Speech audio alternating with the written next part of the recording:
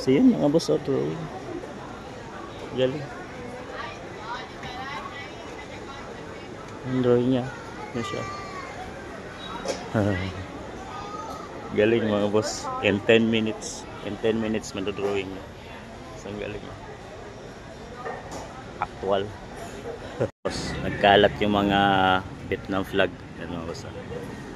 Dito sa kalsada ng Vietnam mga boss. Ibig sabihin yan mga boss ay may darating na holiday. So ikinakalat nila yung kanilang mga Vietnam flag sa mga kalsada o sa labas ng mga bahay nila mga boss. Dahil sa September 1 mga boss no, ay Independence Day dito sa Vietnam. So kita mo. Pinasok ko yung street dito mga boss. Sa gilid ng Buden tsaka yung simbahan. Kalat yung mga flags, Vietnam flags. So yung ganun ang meaning yan mga boss no. Tsaka dito mga bookstore at saka coffee shop. Yan no? Bookstore saka coffee shop dito sa area na to, sa isang one-way iskinita na to mga boss. So yun, ganun ka proud yung mga Vietnamese.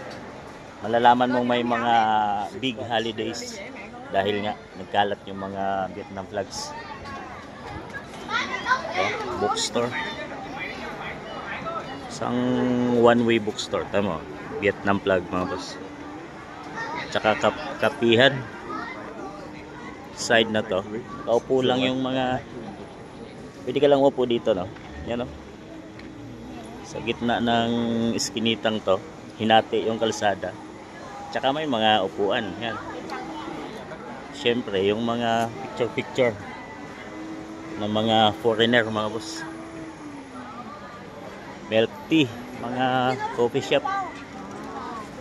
Siyempre, pag foreigner, mga boss, mahilig sa kape.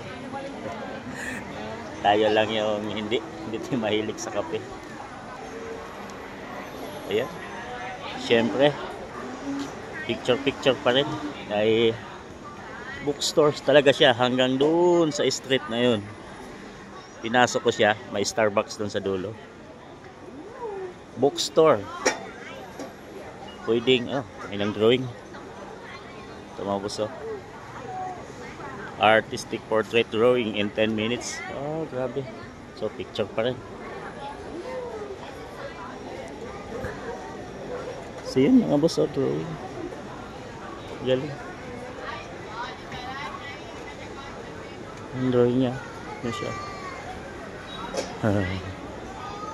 Galing mga boss. In 10 minutes. In 10 minutes madodrawing niya. Isang galing. Actual. Magpa-drawing na gaya tayo. Magkano ba? 200. 200 Vietnam dong. Yung ganitong kalaking portrait. Yan, 10 minutes. Yan na yung outcome yung boss.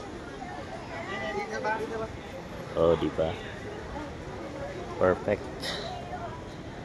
Wow.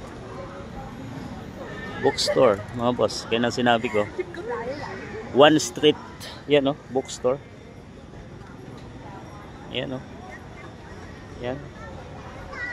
Tsaka mga souvenir items.